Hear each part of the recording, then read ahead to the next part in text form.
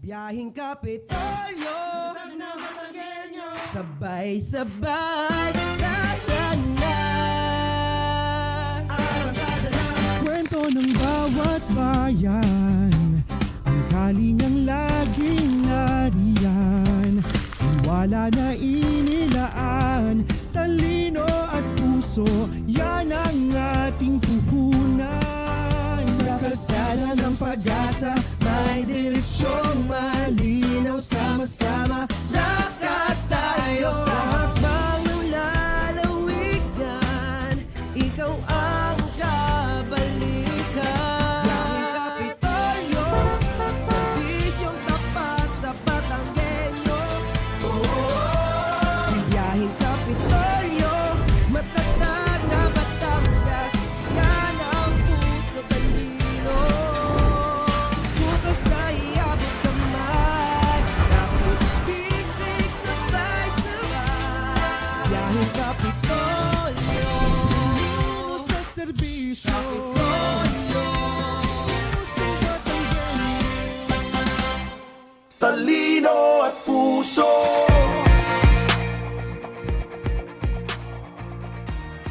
Sa bawat kilometrong ating tinatahak, naroon ang kwento ng pag-asa.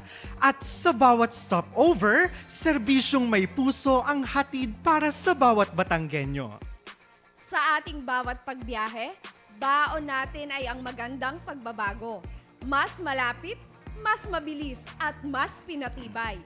Ito ang bagong muka ng ating ugnayan. At syempre, mula po dito sa Batangas Provincial Information Office, samahan niyo po kami ngayong araw ng Wednesday para sa isa na namang makabuluhang talakayan na lagit-lagi ay nakalaan sa ating public service. Ito nga po ang opisyal na programang panradyo ng Pamahalaang Panlalawigan ng Batangas, ang inyong Biyaheng Kapitolyo! Talino at puso. Ayun naman, good morning, good morning, good morning, good morning Batangas! At syempre, napapakinggan nyo pa rin po ang inyong lingkod. This is yours truly, Arnold Tabares Jr. At ako naman po, si Cheryl May Halili. Ayun naman, happy araw ng Miyerkules, partner. Yes. Oo, kamusta ikaw?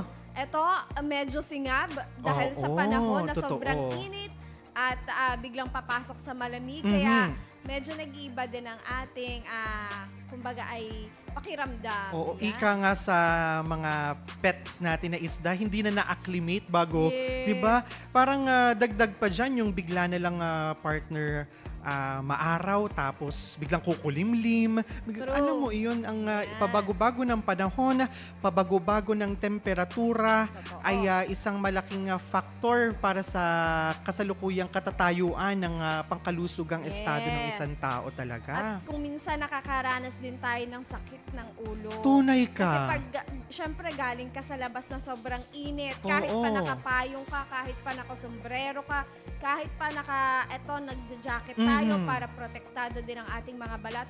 Pero pagpasok mo talaga, syempre, sa loob, mag-iiba na agad ang klima. Yes, oo. Yung yung biglaang pag-adapt natin, talagang Yes. parang mapepersa naman nga diga. Pero syempre, we are naturally adapting naman. Yun Yes. nga lamang, minsan ay parang nagpapahiwatig na rin ang ating katawan na intay muna, hinay-hinay, dahan-dahan. At syempre, dapat mahalaga na pinapakinggan natin yung mensahe o yung binubulong sa naman. atin ng ating physical na katawan. Correct, tama ka dyan. Ikaw naman, partner, kumusta ka?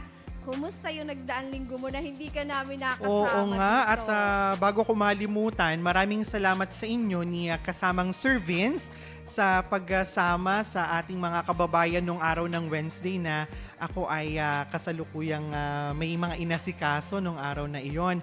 At na-miss ko ang talakayang ito dahil 30 minutes na nga lang in a week. Oh, yes. Na-miss ko pa. So eto, nagbabalik ulit, napapakinggan nyo ulit ang inyong lingkod. And ngayong araw, napakahalaga ng ating paksang pag-uusapan. Kasi kagaya kanina nung nabanggit mo kasamang partner auntie, / bestie, ay ayun nga, ang daming sa atin ngayon, bigla na lang sumasakit ang ulo, ang dami na talagang ang katawan ay adapt sa ganyan, pero hindi natin alam, meron na palang sanhi kung bakit natin ito nararanasan. Correct. Ayan. Ika nga ay may sinasabi na Oo. ang katawan natin, hindi pa natin pinapakinggan. Mhm. Kumbaga, ibinabaliwala natin itong mga ganitong bagay na kumbaga ay sabi nga, hindi naman makakaramdam ng sama ng pakilasa Yes. or kung ano man kung walang nangyayari sa ating katawan. At ayun nga, dahil naiintrohan na natin ang ating Yes. paksa, syempre ito ay inline din sa ating ino-observe ngayong buwan, ang Hypertension. hypertension. Yan. Mga kumari natin dyan na laging high blood. Kaya nga pagbukas nyo pa lamang ng ating pahina, ang una na agad bubungad sa iyo ay high blood ka na naman? Yes. Oo. Ika nga ay karaniwan na dito sa atin sa Batangas or kahit sa ibang lugar, ika nga ay alay depende na naman sa kausap. Oo. Di ba? Yun ang laging lokohan. Pero, itong ating high blood na paksang pag-uusapan ngayon ay high blood po na hypertension na kondisyon at hindi po sitwasyon na high blood na ikaw ay nababarino. Yes. Oo. Yan. At para po sa kabatiran o kaalaman ng mga kababayan nating tagapakinig, syempre lagi nating nakakasalubong high blood, hypertension.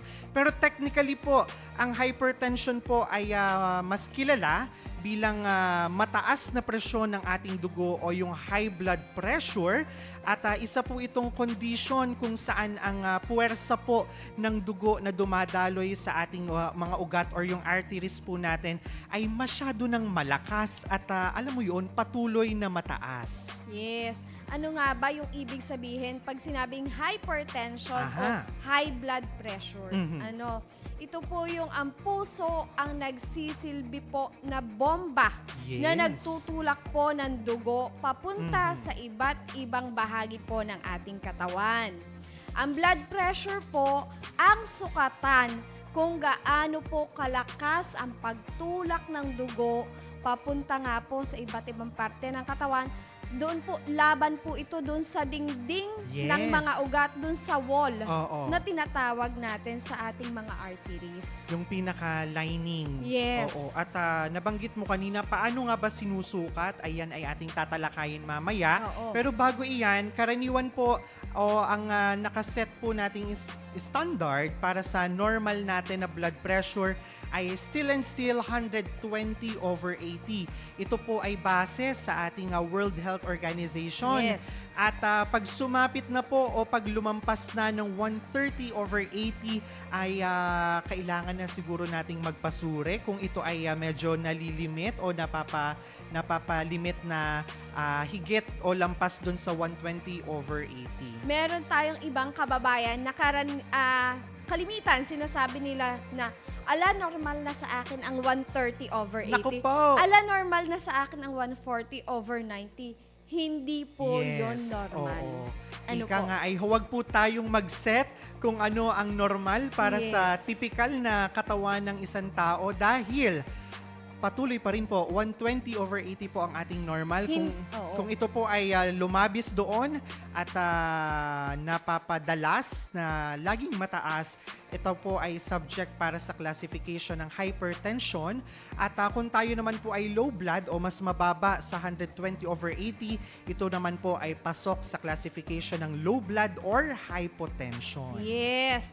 Kaya hindi po natin pwedeng sabihin na normal na sa atin ang 130/80, Tunay. 140/80, 110/90 o Oo. kung ano pa man. Dahil ang normal lamang po talaga na nakaset na standard ay 120/80. Ayun. Paano ba naman nasusukat itong ating blood pressure na ito, di ba? Pero syempre, pipisilin mo lang, ganyan, Oo. with sa stethoscope, pipisil. Oo. Ayun, ganun nga ba yun? Actually, yes. Okay. May ginagamit po tayong aparato. Siyempre, kung tawagin natin, yung sphygmomanometer. Yun Ayan. po yung pansukat ng ating blood pressure. Ano po? And, meron po itong dalawang numero. Yung systolic, yun yung taas, yun yung 120. And Aha. yung diastolic, yun po yung baba, yung over. Yung pong systolic pressure yung unang numero po, ito po yung presyon kapag ang puso ay tumitibok at nagtutulak ng dugo palabas. Okay. Ang diastolic naman po, yung pangalawang numero o yung nasa ilalim na numero, yung po yung presyon kapag ang puso naman po ay nagpapahinga. Yung resting phase Yes, naman. sa pagitan nyo ng pagtibok or Mhm. sa pagtulak ng dugo. So, yun yung diastolic, yun yung resting. Mhm. Ngayon, kung mataas yung diastolic, may problema. Mhm. Kung mataas ang systolic, may problema din. Kasi kung mataas ang systolic, ibig sabihin, madami ang ibinubuga. Okay. Pag ang diastolic naman ang mataas, hindi nakakapagpahinga. So, bale, ang technical na pamamaraan para makuha natin kung ano ba talaga yung tamang presyon ng isang tao ay systolic over diastolic. Yes. Ayan. Systolic over diastolic po. Mhm. Yun. At minsan kasi ang nangyayari sa atin ay nagre-rely tayo, 'di ba, yung mga ating digital Yes. na batteries. Ayun nga, okay lang naman. Wala Oo. naman problemang mag-digital. Gumamit tayo ng battery na pang-check. Mhm. Ang mahalaga po, ma-check din natin kung okay pa ba yung battery. Yes, oo. Kasi kung bumababa na yung battery, nagkakaroon din po ng problema doon sa accuracy ng Mhm. ating blood pressure. Mhm. Ano po, hindi po natin kasi pwedeng sabihin lagi na okay pa naman ito. Tunay ka. Ano po, hindi po. As much as possible po, mas maganda pa din po yung pambipi natin na dipisel Mhm. na may kasamang stethoscope. Mhm. Kasi doon po talaga makikita natin at mapapakinig yung unang tibok at huling tibok ng pulso Mhm. pag kinukunan po tayo ng blood pressure. At saka ang isa pa, kung tayo ay magdi-digital, mas prefer ko personally na nakadirekta siya sa outlet Yes, kaysa oo. battery operated yung Yes. option, di ba? Actually, yun yung sinabi ko dito sa isang kasamahan natin. Mhm. Kahapon lamang. Kasi nagpa-check siya sa akin ng tingin nga ng blood pressure. Okay. And yun nga yung sinabi ko, mas maganda po kung gagamitin nyo siya, hindi tayo magre-rely sa battery. Mhm, mhm. Isaksak na lang po natin kung pwede naman siyang isaksak kasi mas accurate pa yon. At mahalaga din na may regular na, alam mo yun, nakakalibrate natin para yung ating mga measurements na makukuha ay hindi man po precise, ay at least po ito ay laging accurate. Yes, Ayan. At tama. hindi na tayo magbe-base doon sa pagkumuha ka gamit ang sphygmomanometer ay yung unang tick, pangalawang tick, 'di ba? Oo. Pumipitik, pumapalo. Pero may tama po tayong terminologies, may tama po na pamamaraan kung paano yan kinukuha. Kaya po sa pamamagitan ng ating mata doon sa ating yung valve Oo. at gayon din po ang ating tenga gamit ang stethoscope ay pinagsamang visual at hearing ay makakakuha po tayo ng accurate to precise measurement Oo. for blood pressure. Doon naman po sa iba na walang stethoscope, Mhm. doon sa mga sanay na kumuha ng blood pressure, lalo na yung ating mga nasa health center Aha. na mga health provider natin, kung mapapansin nyo po, kalimitan hindi na sila gumagamit ng stethoscope. Yes. Ang ginagamit nila is itong Pulse. dalawang daliri na ito Mhm. na siyang itatapat sa pulso upang makita yung una at huling pintig, Yes. upang makapa. Yung po yung sa mga sanay na talaga. Doon sa mga, ika nga natin dalubhasa na, yan sa pagkuha ng mga blood pressure. Actually, ayun ay na-adapt ko nung ako ay nag-practicum sa public health before na ganun nga. At saka mas mabilis siyang gawin considering na yung ating mga barangay functionaries, mga barangay health worker and nutrition scholars, napakadami nilang clientele from the community na dapat i-accommodate at the same time. So yung ganitong pamamaraan na hindi na paggamit ng stethoscope but instead yung palpation dun sa ating pulse para makuha yung una at pahuli, napakabilis at tinaray ko din naman to test it out myself and yun naman nga din ang pressure na lumabas. Tama, di ba? Actually, ika nga ay sanayan lang talaga Yes, yan. oo. Kumbaga ay pagiging practice. Mm-mm. Practice makes perfect. Ika nga, talagang pag yun naman talaga lagi ang iyong ginagawa, ay talaga namang ikaw ay mahahasa na at magiging bihasa na. Totoo. Ano? At ayun. saka ang dami na, ay ayoko po magpakuha ng BP, natatakot ako. Oo. Diba? Huwag po tayong matakot. Bakit? At bakit mahalaga na ito ay ating malaman? Dahil ang hypertension po o high blood ay ang isa sa mga kilala bilang silent killer. Bakit po? Dahil po kung minsan wala po tayong nararamdamang sintomas, lalo na sa mga unang yugto, right? At maaari pong mukhang maayos ang ating pakiramdam, ngunit mataas na pala ang kanyang blood pressure. Biruin mo yun. Yun yung sinasabi natin na wag po nating sabihin at wag po nating ilagay sa utak natin na ang normal kong blood pressure ay 130/80. Ang normal kong blood pressure na ay 140/80. Oo. 140/90, hindi po yun normal. Ibig lang sabihin nun, na-adapt na ng katawan nyo dahil binabaliwala nyo. Yes. Pero may mali na po. Yun po yung ibig sabihin na yun. Kaya mahalaga na makorek agad.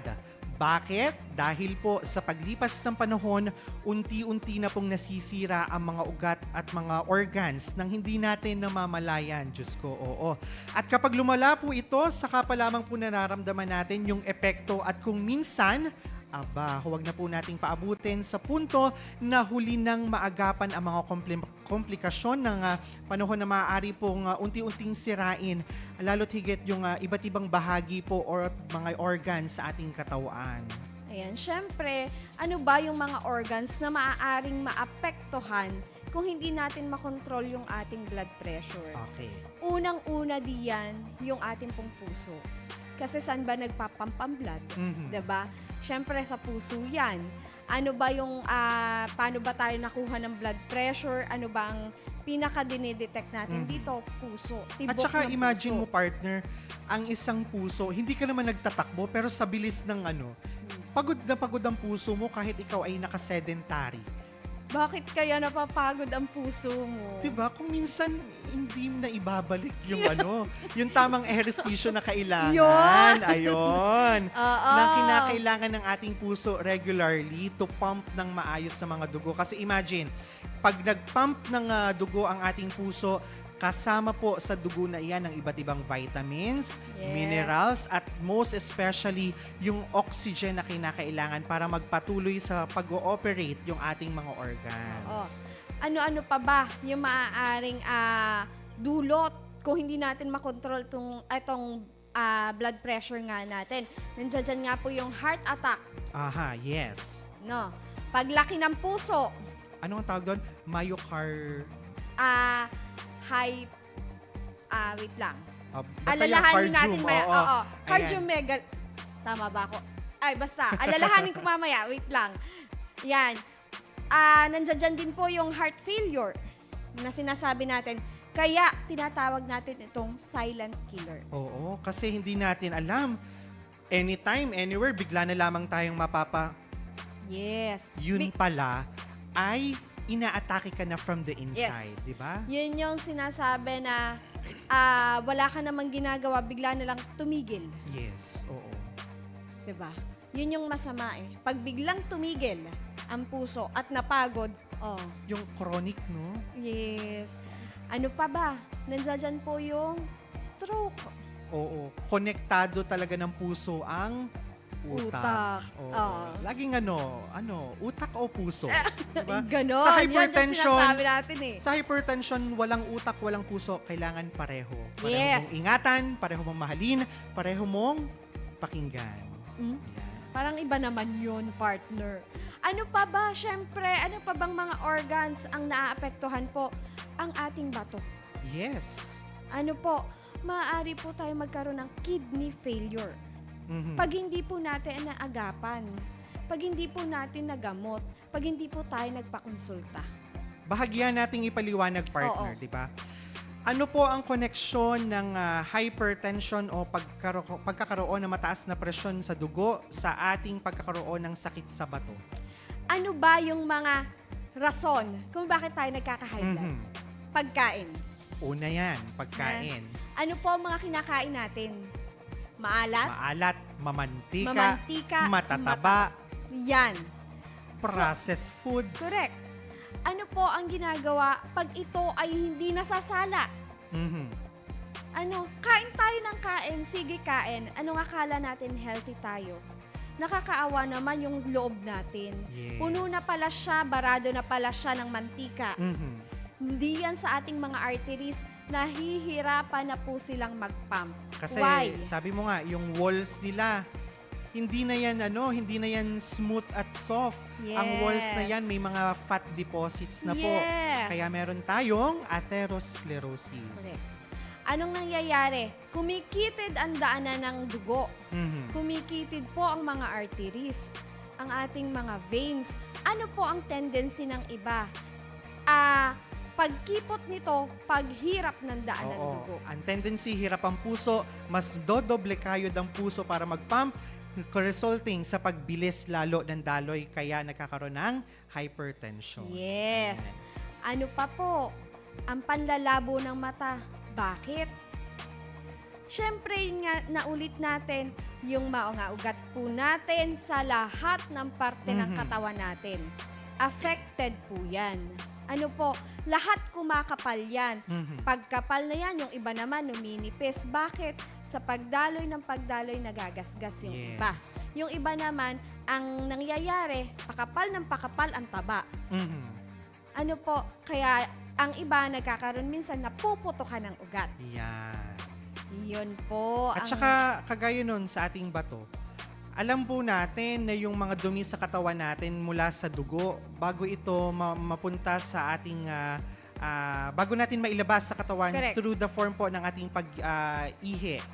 Diba? Ito po ay sinasala sa ating kidney. At doon po iyan nagaganap sa ating capillaries o doon sa glomeruli kung tawagin. Yes. At pagka po hypertensive tayo, mahihirapan po itong pinakamaliliit na ugat dito sa ating mga bato na salain ito. Kaya minsan, hanggang sa puntong hindi na kayanin ng kidneys na salain ito, nagkakaroon po ng failure. Ano pa, actually madami pa pong connected na Mhm. sakit dito sa ating hypertension. Yes. Kasi yun nga ang sinabi po natin at paulit-ulit natin sinasabi, pag nagkaroon ka ng isang sakit, tulad na lang ng hypertension, maaapektuhan lahat ng organs na Mhm. nandiyan dyan. Bakit? Kasi connected lahat po sila through arteries and veins natin. Totoo. Saan ba nagsisimula? Sa puso, sa utak, lahat yan connected po. So pag ang dugo ay nagpump bigla ng mabilis, pag ang dugo, ang puso ay nagpump ng dugo ng mabilis nga, lahat yan pagod. Mhm. Totoo. Lahat yan pagod. Na dadating nga po sa point na yung sinasabi natin, basta ka magsha-shutdown. Mhm. Kasi, yun nga, yung mga ugat affected, bigla na lang magkukulaps ang ibang ugat dyan. Yes. Hindi natin alam, baka lumalakad lang tayo dito sa initan halimbawa. Pero ang ating mga ugat sa utak, ang ating ugat sa puso, nagpuputukan na pala yan Yes. without us knowing. Actually, minsan, magtatanong tayo, di ba, merong iba na pag sobrang init, may dumudugo ang ilong. Yes. Ibig sabihin, mahina ang mga arteries niya. Mhm. Mahina ang mga ugat niya. Yun yung isa na pwedeng kakonekta din nitong hypertension natin kasi humihina ang mga ugat natin. Yan. At syempre partner, dahil natalakay na natin yung iba't ibang bagay tulad niyan, ano ba partner yung mga risk factors na, alam mo yun, kailangan bantayan natin, kailangan matyagan natin, na kagaya nga nung nabanggit natin kanina, una ay ang mga maaalat at mga processed foods at kakulangan sa exercise. Yes. Diyos ko po. Lagit lagi.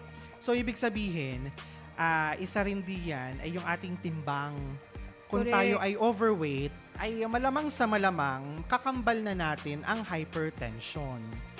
At pag may hypertension tayo, overweight pa tayo, malamang sa malamang rin, kakambal na rin po natin ang diabetes mellitus. Yes. O, diba? Kambal-kambal na po yan, dugsong-dugsong na po Isama yan. mo pa, fatty liver. Fatty liver pa, Diyos ko po. Oo. Diba? Yan ang magkakadugtong na sakit. Mhm. At pag may mga ganito ka nga, syempre, meron tayong mga tinatawag na gamot na dapat iti-take din. Pero bago ka maggamot, baka naman may pwede ka munang gawin. Oo. Una Yun na yung- dyan ay ang ating lifestyle change. Yes.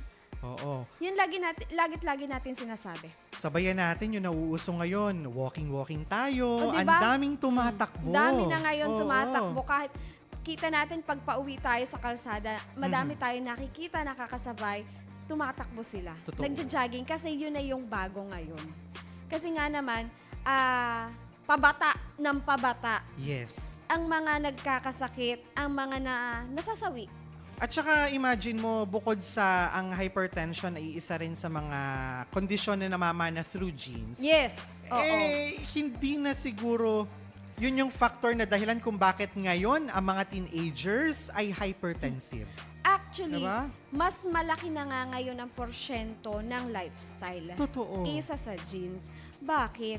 Kasi, nandiyan dyan ang mga fast food. Totoo. Kaliwat Lumabas ka kanan. ng bahay, tanaw mo na agad ang iba't ibang fast food.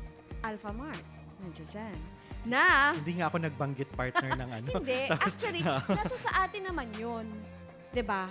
Kung tayo ay, wala naman problemang nandiyan dyan ang mga yan. Mhm. Kasi yun nga ang lagi kong sinasabi, yung control natin sa Yes. sarili natin. Kahit pa nandiyan yung mga yan, kung may control ka sa sarili mo, 'di ba? Yes. Alam mo kung bakit ko naalala yon? Mm. Dahil tapat lang ng bahay nyo. Oo. Yun yun. Yun yung At sinasabi saka paglabas. Paglabas ng kanto ninyo, may Jollibee tinatayo. Ayan na. Nandiyan Di na ba? ang mga fast Lahat food. ng mga ito ay andali ng access natin. Lahat ng mga ito walking distance na lang po mula sa atin. Pwede nga hindi ka umalis ng bahay. Oo, Kasi door-to-door delivery pa. Food Panda. Nandiyan dyan, isang click mo lang, dadating na sa bahay. Oo. Ang mga fast food na punong-puno at ang dami namang mga, alam naman natin ng mga preservatives, Yes. mataas ang yung mga pampaalat. Mhm. Alam naman natin yon. Kumbaga, nasa sa ating mga tao, kung paano natin kontrolin ang sarili natin. Yes. Isa Pero pa. bigyang linaw natin na nakakabanggit lang tayo ng mga brands na ganyan para mas madaling maunawaan ng ating mga Yes, kababayan. oo. Pero, syempre, ito na may paalala lamang. Ako, kumakain pa rin ako sa mga yan. Pero Ako with din. control at may Mm-mm. mga tamang timing lamang. Pero syempre, nasa sa atin pa rin naman po iyon. Oo. Ano? At yun nga yung paulit-ulit natin sinasabi. Nasa atin, nasa sarili natin kung paano tayo mag-control. Kung paano natin iseset na ay dapat once a month lang tayo kakain dito. Tama yon. Actually, ayan ang Diba? isa sa mga rekomendasyon ng mga nutritionist dietitian. Oo. Kung hindi talaga kayang iwasan, once a month will do. At yung iba't ibang uri ng pagluluto ng pagkain ay dapat ine-explore na rin po natin.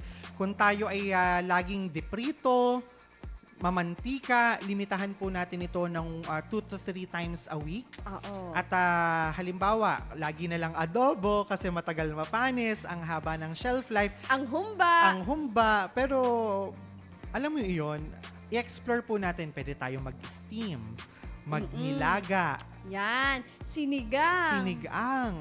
Diba? Oo. Inihaw. Pero huwag na nating lalahidan ng mga mantika na may Mantika na may ketchup. Oo. Pagka tayo magsisinigang, huwag na nating damihan ng mga magic seasoning. Yes. At baka ma-magic din ang ating mga buhay. Correct. Oo. Lagi nating kunin sa natural food sources. Oo. Diba? Partner, isa pa sa naalala ko, yung mga ganyang pagkain, mas maganda or mas masarap na para sa atin na mga nagtatrabaho or pumapasok sa mga trabaho, pati yung kung maaari, mga estudyante na din, alam mo, mas masarap pa din yung mga ika nga natin dito sa Batangas ay bugong. Yes. So, ako, nagbibinalot ako. Oo, yung binalot.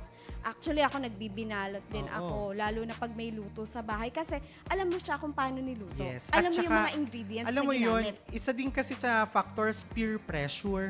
Halimbawa, niyakag ka na mga kasamahan mo halimbawa sa office. Oo, ayan mga nagtetek dyan. Lalo na pag alam mong bagong sweldo, Oo, no? bagong sweldo, Oo. ganyan. Lalo na magbobonus ngayong Mayo. Oo. aba ay magyayakag kung saan. Siyempre yung pakikisama, yung Oo.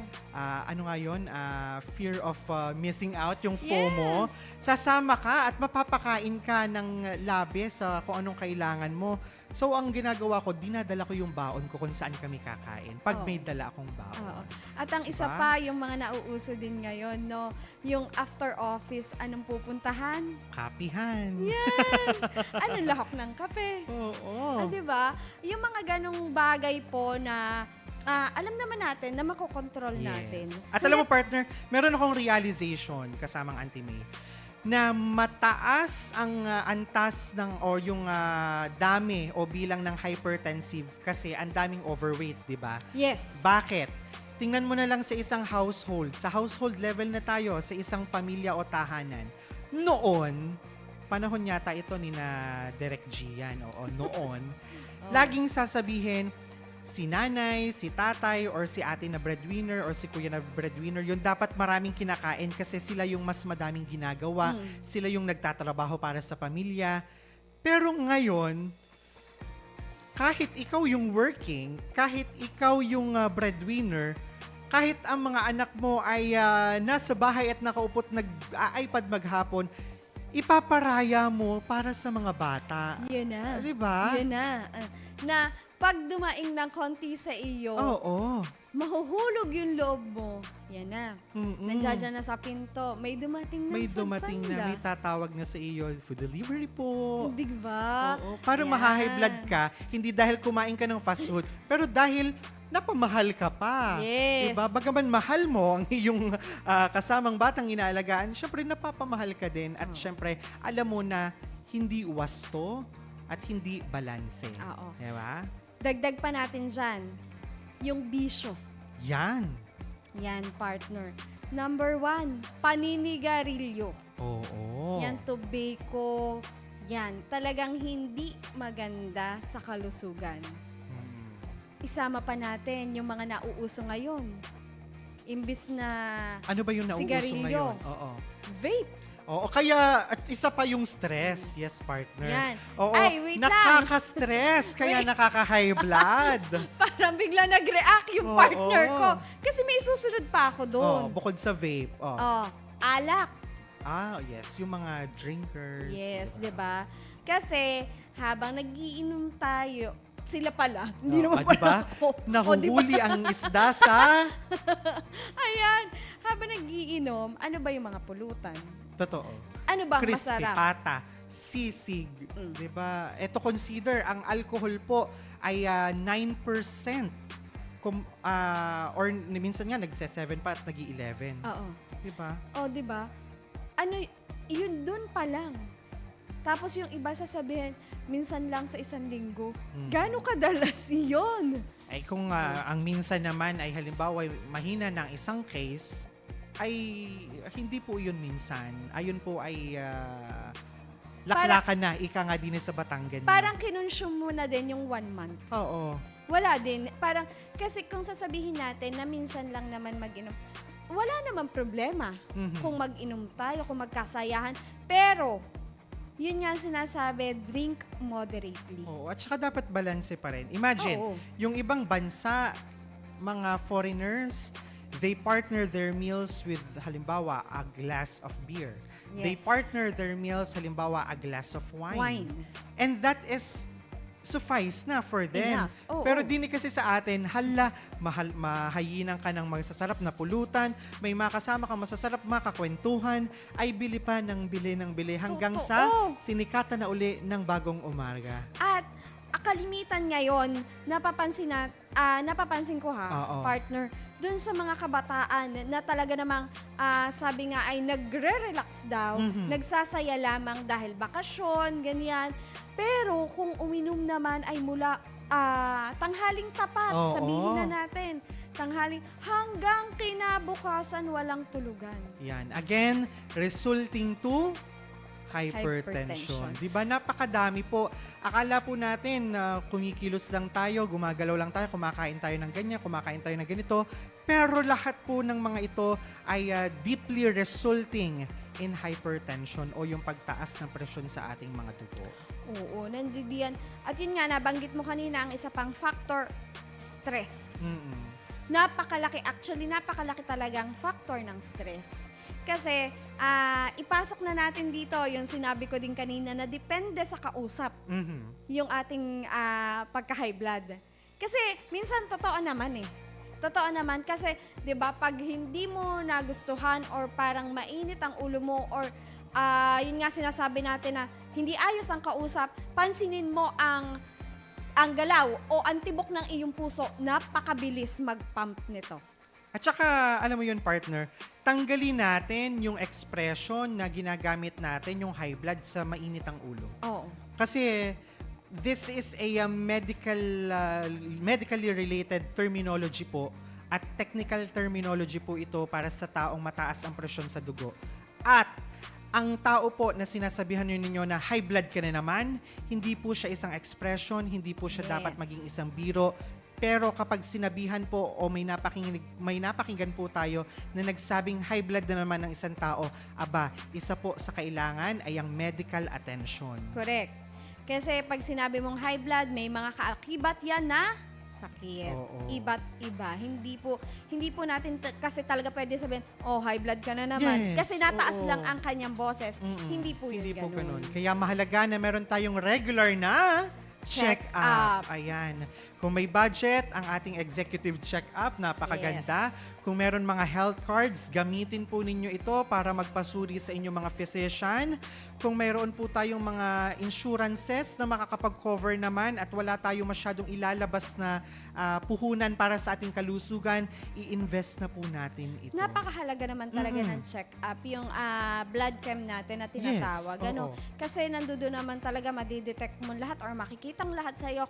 Bad cholesterol, good cholesterol, ang sugar, creatinine, lahat. Lipid profile, uric acid, lahat nandyan na po.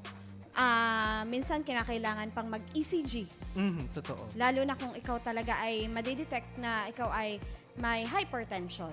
Kinakailangan yan. Kasi kinakailangan ma-check kung tama pa ba ang pag-pump ng iyong puso. Ano, ayan, at din nga sa sinasabi natin na regular check-up, siguro kahit quarterly, yun na yung Yes. pinaka natin, quarterly, lalo na kung tayo ay may mga tinetake talaga or na tayo ay may maintenance. At saka partner, ay ito, experience-wise, ang dami kong naiibahagi, ang dami nating naiibahagi. Yes. Kasi I myself, at the age of 27, sige, aminin natin, ako po ay hypertensive talaga. Lalo na, at ito ay na-figure out lamang natin noong tayo ay magdo-donate ng dugo sa ating mga blood donations activity dito sa Kapitolyo. At ayun nga, sa gabay ng ating mga kaibigan mula sa Provincial Health Office, in-advise na nila ako na magpa-correct ng aking mga lab test, gawin yung tama, bawasan ang timbang. At ayan, hopefully na-achieve na natin little by little. Hindi po kailangan biglaan, pero dapat may hakbang na tayong ginagawa ngayon pa lamang. Kasi paglaon ng panahon, mas mahihirapan po tayong i-manage ito. Paglaon ng panahon, baka huli na para mai-correct pa ang mga ito. Correct. Ayan. Maraming salamat kay Dr. Jo ng PHO, ang laging nagbubulong sa atin. Talagang sayang AB plus ka pa naman, hindi ka makakapag-donate kasi high blood ka. Oo. Sa halip na nakatulong ka para makapagdugtong ng buhay sa iba, mapipigilan ka. Bakit? Kasi ang taas ng presyon Yun mo. pala, ikaw na Diba? pala ang kailangan ng Oo. ng medical na intervention, attention. di ba? Oo, ayan. At eto partner, yung sinasabi ko kanina. Mhm. Kung kayo po ay naresetahan or talagang may maintenance na, Good morning, na mga tinatawag. ka-maintenance. yan, nang para sa hypertension Yes. or sa iba pang sakit, make sure po na ito ay susundin ninyo at iinumin ninyo. Iinumin sa tamang oras. Mm-mm. Oo. Meron kasi partner na iba. Eto talaga ha, lalo na yung ating mga elderly. Oo. No. Sasabihin nila, naalala ko, lalapit ang mga yan sa ER. Masakit ang ulo, high blood, ganyan. Kayo ga po ay may maintenance. Mhm. Ay ining, ay saka ko lang naman iniinom pag ako Pagka ay na, mataas. tunay. Oh, pero maintenance ang tawag Oo. nila. Hindi na maintain. Yes, hindi na maintain yung maintenance. Pag sinabi pong maintenance, ibig pong sabihin, ito po ay pangmatagalang gamutan na. Ano po, maintenance nga po, ito po ay lagi ninyong iinumin. Ito po ay nakareseta sa inyo halimbawa, pang 1 buwan. Sa loob ng 1 buwan, susundin ninyo, iinumin nyo araw-araw, hindi kung kailan lang po mataas ang inyong dugo. Yes, kaya tanggalin natin yung stigma ng mga Pilipino o kung dito man sa atin sa Batangas kung meron man. Yung, alam mo yon, yung thinking and the mindset na ay ayos lang ho na mataas, ay basta ho ako'y walang nararamdaman. Eh diga, ay sala ho iyon. Kailangan po kung tayo may maintenance ay inumin po natin sa tamang oras, sa tamang araw. Ang dami po ng mga kababayan natin na nagme-maintenance ng gamot sa isang araw, gamot pa lamang busog na sila. Bakit? Nasa 10 o mahigit pa sa 10 gamot o pills ang iniinom araw-araw. Yes. At meron din, aminin na natin to, mga kabataan, para lang naman sa matatanda ang maintenance. Tunay ka. Oo. Hindi nila matanggap sa sarili nila Mhm. na at that age, magme-maintenance na sila. Totoo. Na at that age, may sakit na sila. At dun pa lang sila mag-shift ng lifestyle para magkaroon ng healthy living. Yes. Di ba minsan makikita mo na lang bigla, ay naku yung batang aray, araw-araw namang doon nakain sa fast food chain na aray. Ba't ngayon ang mga posting #healthy lifestyle? Kasi may underlying cause na pala, Yes. may nararamdaman na yung bata at the age of early teenagers, di ba? Yes. 15, 11, meron na. Kasi ang dami rin ng mga overweight, obese sa mga Yes. ganyang mga edad. Yun nga, lifestyle pumapasok dyan. Mm-mm. Tapos, eto pa, partner, sasabihin, yun nga, tulad na sinabi ko kanina yun sa mga elderly natin. Oo. Ako iinom nito pag masama lang ang pakilasa ko. Tunay. Maintenance nga po yan. Sa halip na uminom ng maintenance, ang gagawin halimbawa, bibili ng catapres baon sa bulsa. Yes. Pagka pakiramdam mag-high blood, magbababa. Bababad. Pero ayun pong mga ganyan ay short run lamang, pansamantala lamang. Pero for the long run, hindi po kakayanin ng catapres lamang iyan. Correct. At may tendency talaga na hindi natatalba ng catapres. Tunay, oo. Why? Kasi imbis na mag-maintenance ka, catapres ang ginawa mong Mm-mm. maintenance. Kasi hindi mo naiinom ang maintenance mo. So, catapres lagi ang baon mo na pag mataas ang iyong presyon, yun na lang ang itetake mo. Which is, maling-mali. Yes. Diba? Ang catapres po ay emergency drug lang. Yun. Totoo yan. Ano po, emergency. Hindi po siya maintenance drug. Oo. Papapakanta ka ng emergency, Yes. magkata-press ka. Diba? Mali po Ayan, yun. Mali po. Maling-mali Kaya po, talaga. mine-maintain ang maintenance para po little by little mai-correct ang ating bodily functions, most especially ang tamang pamamaraan ng puso, kung kailan ito dapat stiff, kung kailan ito dapat relax, di ba? Ayan. Tsaka sabi nga, meron pang iba nagsasabi, kapag uminom ako ng gamot na garne Mhm. at bumaba na, ay ititigil ko na. Totoo.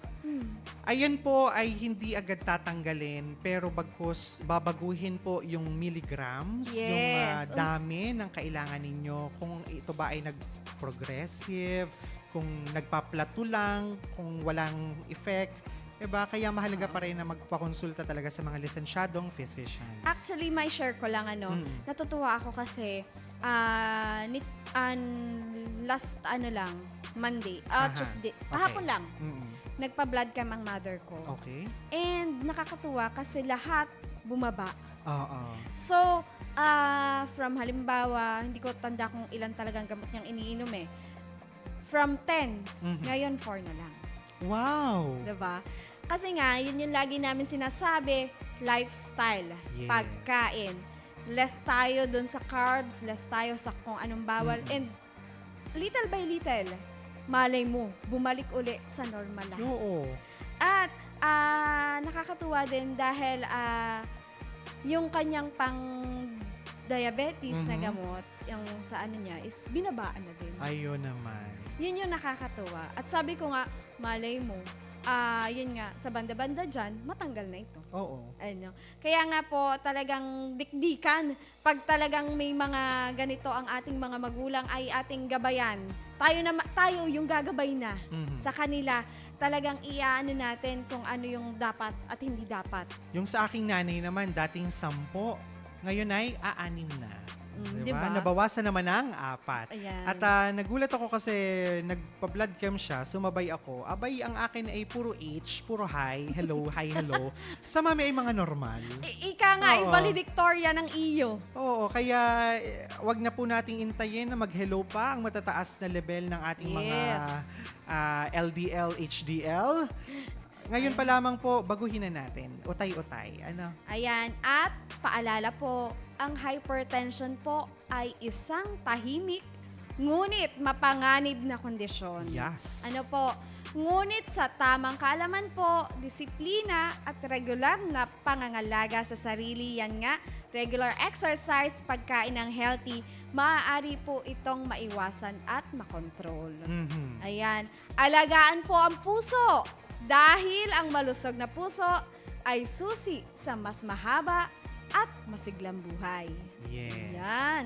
At ito, partner, bago tayo tuluyang magpaalam, ating bigyang daan ng isang katanungan dito sa ating official Facebook live streaming sa Batangas PIO na ang tanong niya ay kung nakaka-high blood daw ang caffeine, lalo na daw yung mga mahilig sa kape.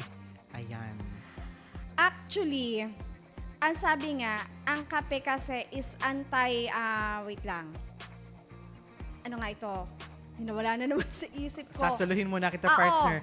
Dahil ang caffeine po ay may karakteristik na ang tawag po natin ay vasoconstrictor o yung nagpapaliit po Yun. ng dinadaluyan ng dugo sa ating mga ugat. Pinapasikip po ang ating ugat, bagaman hindi po permanente, temporarily ay ito po ay nakakapagpahigpit sa ating mga ugat, resulting po sa pagbilis ng daloy ng dugo sa ating mga ugat, kaya po nagkakaroon ng hypertension. And doon sa sinasabi kasi ng iba, may antioxidant. Naalala ko Okay, na, may oo. antioxidant po ang kape.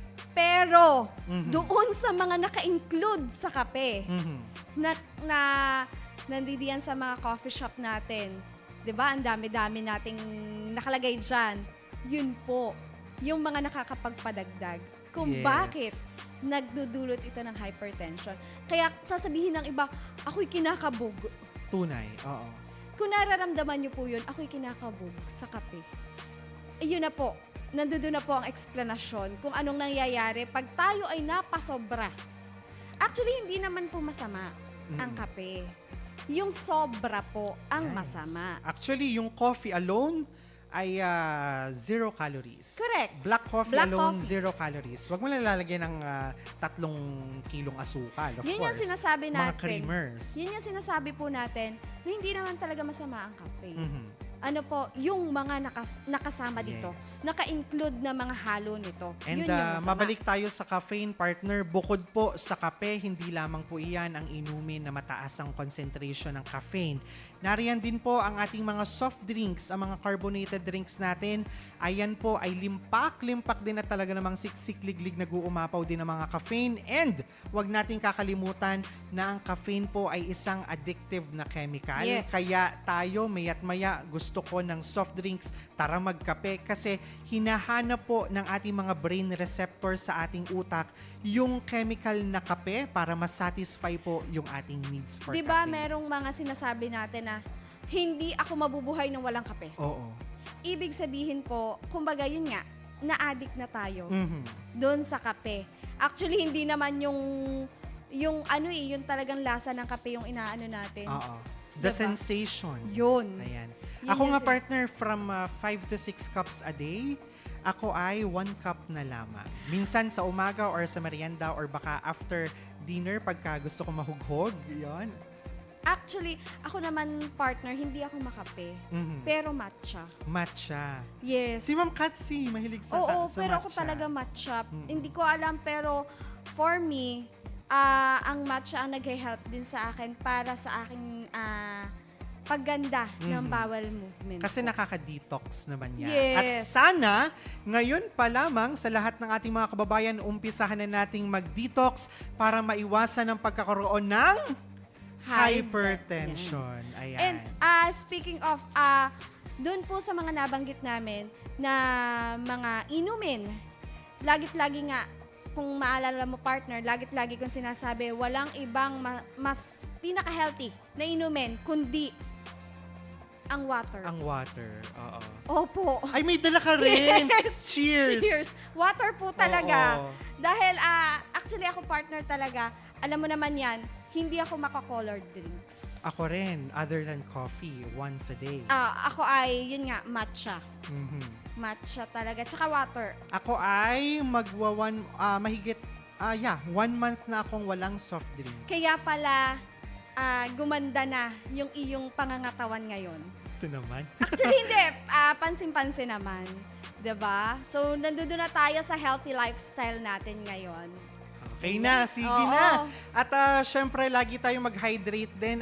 Kasi ang tubig po, bukod sa nakiklense tayo nito, ay wag din palang masyadong madami. Ay, Kasi oo pag naman. napadami, lalo tayo ma-high blood. Ay, oo naman. Oo. Pero kapag okay po ang ating water intake, alam mo yun, hindi tayo matetempt masyadong kumain ng matataba, ng maaalat, hindi tayo magke-crave sa soft drinks na masyadong sugary at well-caffeinated. Kaya, alam mo yun, maitatama natin yung timbang, babalik yung ating sigla sa pangangatawan, at talagang hindi na natin o malilimitahan po yung experience natin with having hypertension scenarios. Oo, yan. Mula po sa ating resident dietitian. Oh, talaga. Oh, Salamat diba? naman sa ating resident nurse. Ayan. Alright! At syempre, kung wala na tayong idadagdag pa, mahalaga po na mabalikan ninyo itong ating mga napagtalakayan ngayong araw, at if you want to do so, ay pwede nyo po itong pakinggan at mapapanood muli sa ating official Facebook page na Batangas PIO. Kaya naman isang paglambing po mula sa inyong lingkod, Ornald, at kasamang Auntie May, na palambing naman na ating i-follow at syempre i-like at i-share po natin ang mga episodes na ito sa ating official social media accounts para po sa iba pang mga updates. And pahabol lang. Aha. Diba, sinasabi natin kanina yung kondisyon ng paglaki ng puso. Tama yung sinasabi ko, cardiomegaly nga. Cardiomegaly. Yan, enlargement of heart. Okay. Hindi ko tinuloy, baka Oo. mali na yung alaala ko. Pero tama pa naman nga pala. Basta ang cardio ay heart. Yes! Kaya yung mga nagka-cardio, papawis ng cardio, ayan po, nagpapawis tayo dahil ang puso ay na-exercise. Yan. Okay.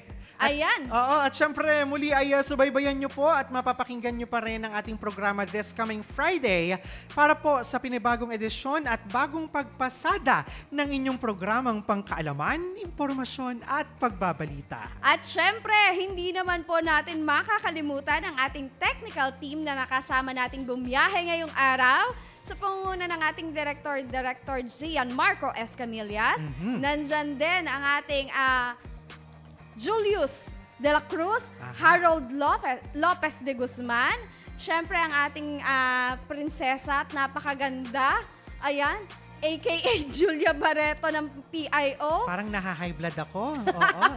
Ayan. Siyempre, nandidiyan din si Cashel Cacantos at siyempre ang ating Sir Vincent Roy de Chavez Yes. at ang ating namamahala talaga naman dito sa ating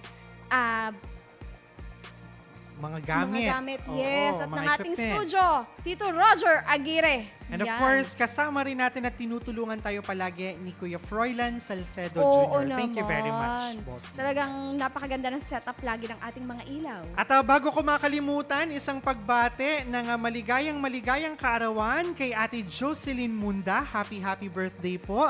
At syempre pagbati rin ng happy birthday sa administrator or chair ng ating Red Cross Batangas, Tito Ronald Generoso. Happy birthday po.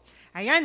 At syempre po, sa ngalan po ni Governor Vilma Santos Recto at ng pamahalang panlalawigan ng Batangas, once again, ito po ang inyong lingkod, yours truly, Arnold Tabares Jr.